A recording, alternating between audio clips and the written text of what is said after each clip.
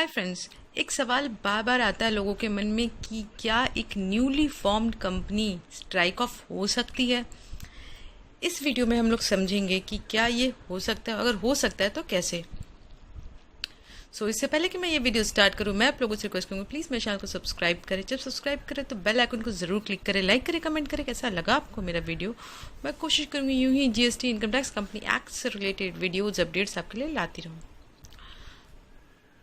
पहला सवाल, क्या ना न्यूली फॉर्म्ड कंपनी भी स्ट्राइक ऑफ? क्या एक नया कंपनी, सपोज 2020 में आपने कंपनी बनाया, तो क्या उसे हम स्ट्राइक ऑफ कर सकते हैं? The answer is yes,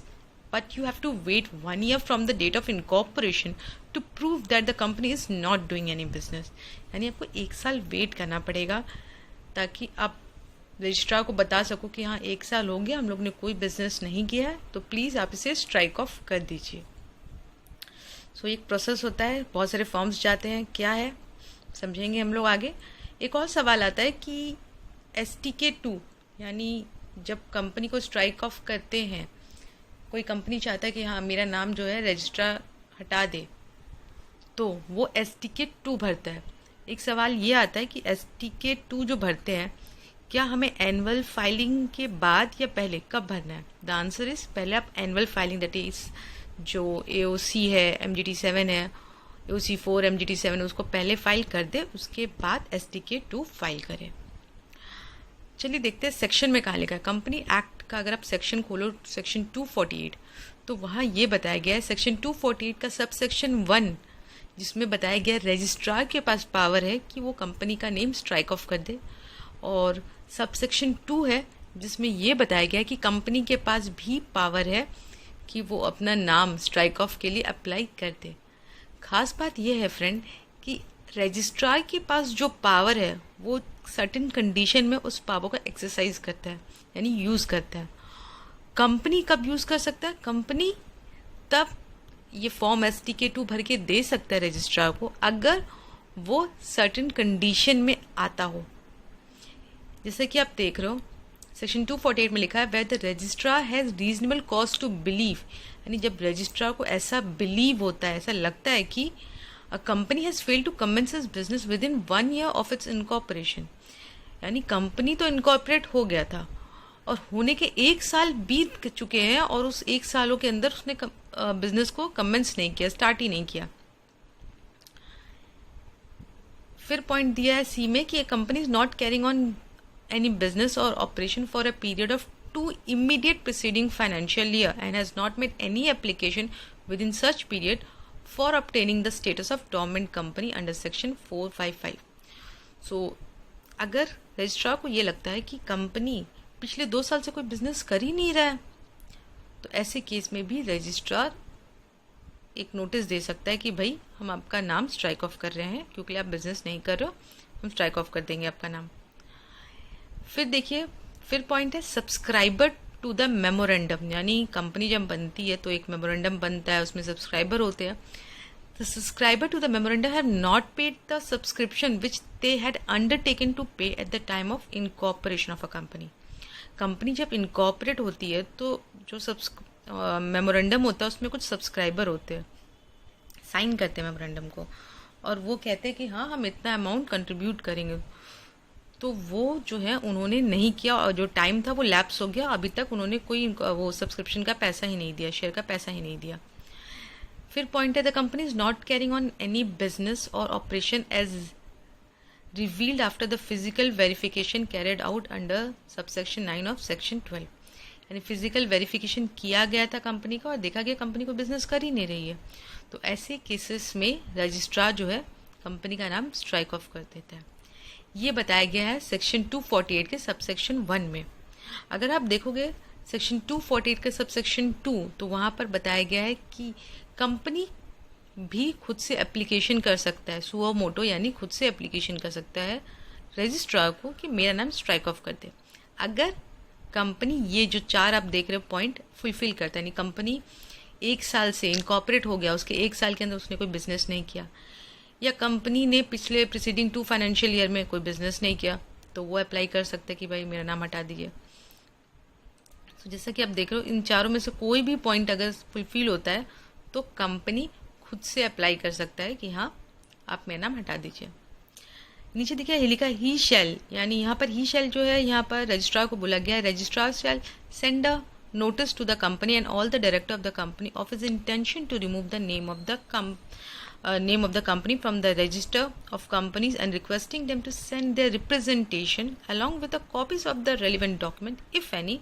within a period of 30 days from the date of the notice। and जब रजिस्ट्रार खुद से नाम सोचता है कि वो रिमूव करेगा तो एक नोटिस देता है पहले और टाइम देता है कि इस टाइम के अंदर आप मुझे रिप्लाई करो कि मैं क्यों आपका नाम जो है कंपनी का जो नाम है वो नहीं हटाऊं।